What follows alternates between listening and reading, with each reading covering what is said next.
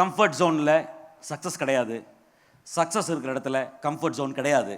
அது மட்டும் முதல்ல நம்புங்க. சாக்ரிஃபைஸ் இல்லாமல் எங்கேயுமே எதையுமே சாதிக்க முடியாது. தயவு செஞ்சு எல்லாத்தையும் ப்ளீஸ் பண்ணுறதுக்கு நினைக்காதீங்க. நீங்கள் ப்ளீஸ் பண்ணுறது உங்கள் ஒய்ஃபே இருந்தாலும் சரி, ப்ளீஸ் பண்ண நினைக்காதீங்க. புரிஞ்சுக்கல அப்படின்னு சொன்னால் ஜெயிச்சதுக்கப்புறம் ஒய்ஃப் இல்லை, எல்லாரும் புரிஞ்சுக்குவாங்க.